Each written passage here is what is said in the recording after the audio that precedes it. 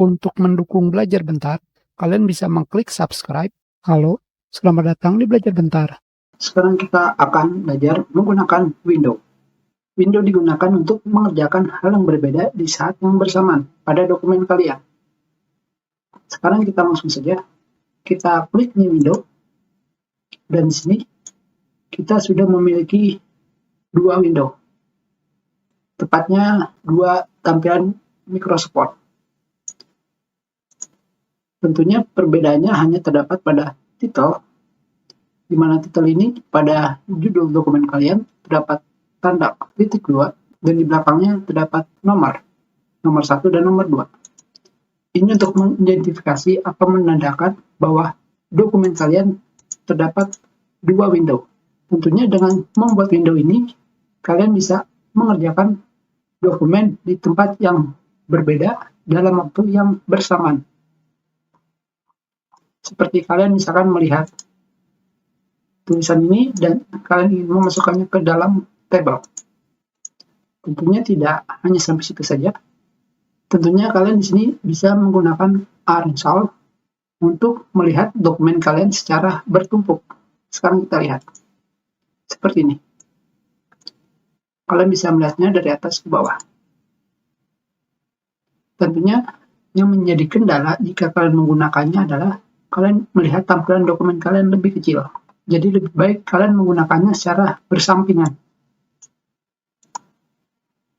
Tidak menggunakan arrange all. Yang selanjutnya adalah split.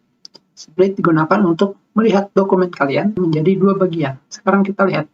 Berbeda dengan new window, dengan menggunakan split, kalian hanya membuka satu window atau satu dokumen untuk melihat dua bagian pada dokumen kalian.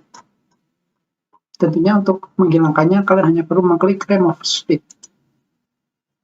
Dan selanjutnya adalah di sini, view side by side. Melihat secara menyamping, seperti ini. Tentunya, jika kalian menggunakan view side by side, kalian akan langsung mengaktifkan synchronous scrolling. Sekarang kita lihat. Synchronous scrolling digunakan untuk mengaktifkan scroll pada dokumen kalian secara bersamaan. Sinkronisasi. Untuk menonaktifkan synchronous scrolling, kalian hanya perlu mengkliknya. Seperti ini. Dan akan kembali seperti sebelumnya. Yang berikutnya adalah reset Windows Position. Misalkan kita melihatnya seperti ini. Dengan menggunakan reset Windows Position, kita akan melihatnya lagi secara menyamping. Sekarang kita lihat. Yang terakhir adalah Switch Windows. Di sini, kalian hanya bergantian dari satu Windows ke Windows yang satunya. Hanya seperti ini saja. Fitur Windows ini lebih baik kalian gunakan jika kalian menggunakan dua monitor. Jika kalian ingin menghilangkan window kedua pada dokumen kalian, kalian cukup meng-close-nya. Seperti ini saja.